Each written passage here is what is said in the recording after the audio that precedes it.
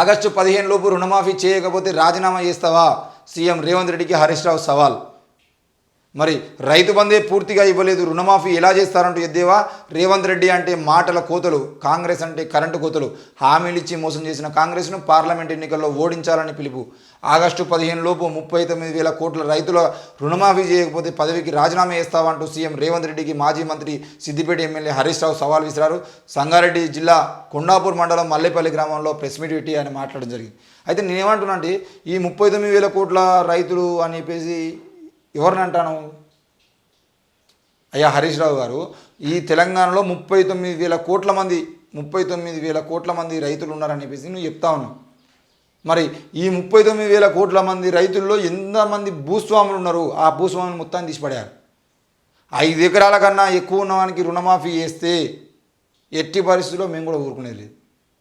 ఈరోజు ఎప్పుడో ఎక్కడనో వదిలేసి పోయినటువంటి భూములు ఏవైతున్నాయో ఆ భూములన్నింటినీ పేద ప్రజలు దున్నుకొని పేద ప్రజలు వ్యవసాయం చేసుకుంటూ ఉంటే 30 ఏళ్ళు 40 ఏళ్ళు 50 ఏళ్ళ క్రితం గ్రామాలను వదిలేసిపోయినటువంటి వ్యక్తుల్ని పట్టణాలకు వలసపోయినటువంటి వేరే దేశాలకు కూడా ఉపాధి కోసం పోయినటువంటి ఉద్యోగాల కోసం పోయినటువంటి వ్యక్తుల్ని మళ్ళీ వెనక్కి తీసుకొచ్చి ధరణి పేరుతో వెనక్కి తీసుకొచ్చి వాళ్ళందరి భూముల్ని మళ్ళీ వాళ్ళ చేతుల్లో పెట్టేటువంటి ప్రయత్నం చేసింది మీరు.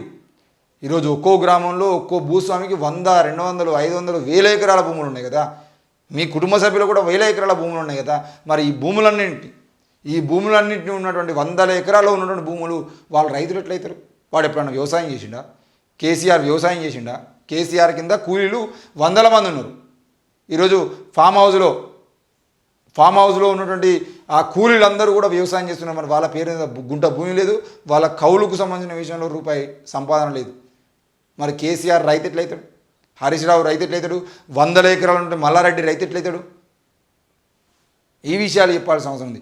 39,000 కోట్ల మంది రైతులు ఉన్నారని చెప్పేసి మీరు మాట్లాడుతున్నారు. ఆ 39,000 కోట్ల మందిలో ఎన్ని వేల కోట్ల మంది భూస్వాములు వాళ్ళ వ్యవసాయం వాళ్ళు చేసుకోకుండా కౌలుకి ఇస్తున్నారో వాళ్ళందరినీ తీసేయాల్సినటువంటి అవసరం ఉంది.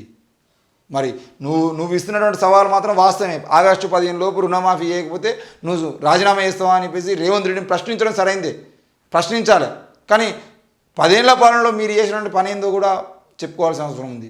ఇక సూరత్ లోక్సభ స్థానం బీజేపీ కైవసం. నామినేషన్ల ఉపసంహరణ, ఎంపీగా ముఖేష్ దలాల్ ఏకగ్రీవ ఎన్నిక. నామినేషన్ల ఉపసంహరణ, నామినేషన్లు అందులో తప్పులున్నాయని చెప్పేసి కొట్టేశారు. సంతకాలు మ్యాచ్ కాలేదని చెప్పేసి కాంగ్రెస్ అభ్యర్థి నామినేషన్లు కొట్టేశారు. 2024 లోక్సభ ఎన్నికల్లో సూరత్ నియోజకవర్గ లోక్సభ స్థానాన్ని బీజేపీ కైవసం చేసుకుంది. కాంగ్రెస్ అభ్యర్థి నీలేష్ కుంబాని నామినేషన్ పత్రాలను జిల్లా రిటర్నింగ్ అధికారి సౌరభ్ పర్గి తోసిపుచ్చారు. సంతకాల్లో తేడాలు ఉన్న కారణంగా నీలేష్ అఫిడవిట్ను కొట్టిపారేశారు.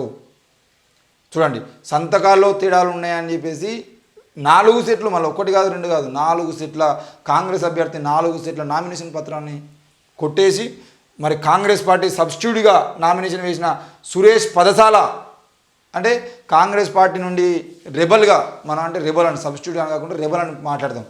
కాంగ్రెస్ పార్టీ నుండి నామినేషన్ వేసినటువంటి వ్యక్తి కాకుండా రెబల్గా నామినేషన్ వేసినటువంటి వ్యక్తి ఎవరైతే ఉంటారో ఆ వ్యక్తికి సంబంధించినటువంటి నామినేషన్ పత్రాలు కూడా సరైన పత్రాలు లేవు అని చెప్పేసి కొట్టేసారు. మొత్తానికైతే కాంగ్రెస్ పార్టీకి సంబంధించినటువంటి అభ్యర్థుల నామినేషన్ కొట్టేసి మొట్టమొదటిసారి లోక్సభ స్థానం నుంచి బీజేపీ ఎన్నికలకు ముందే బీజేపీ ఒక ఎంపీ సీటు గెలుచుకునేటట్టుగా ఈరోజు బీజేపీ ఎన్నికల కమిషన్ కలిసి డ్రామా ఆడి అది చేస్తుంది.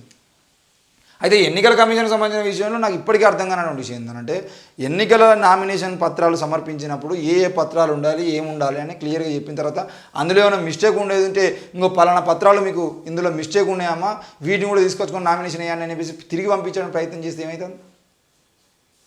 లేదు.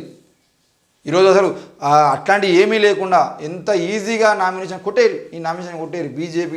బీజేపీ అభ్యర్థులు తప్ప మిగతా వాళ్ళందరూ ఏ మిస్టేక్ ఉన్నా కొట్టేరు.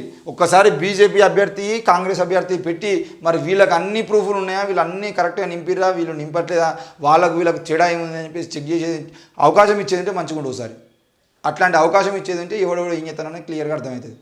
నిన్న మా కొండా విశ్వేశ్వరరెడ్డి సారు నామినేషన్ వేసేదంటే దాదాపు 2,500 కోట్లు 3,500 కోట్లు రాసినట్టు, అందులో నాకు ఇన్ని కోట్ల ఆస్తులు ఉన్నాయని చెప్పేసి. మరి ఆలోచించాల్సిన అవసరం ఉంది. మరి బీజేపీ ఆల్రెడీ ఒక సీటు, ఈ దేశంలో 400 సీట్లు గెలుతా ఉన్నాయి కదా, ఒక సీటు గెలిచింది. 399 సీట్లు టార్గెట్గా పెట్టుకొని ఇప్పుడు రెచ్చగొట్టాలి. అవసరమైతే మళ్ళీ పుల్వామాను పుట్టియాలి. పుల్వామా పుట్టించిర్రు, మళ్ళీ పుల్వామాను పుట్టియాలి ఇప్పుడు. అది బీజేపీ యొక్క ప్లాన్.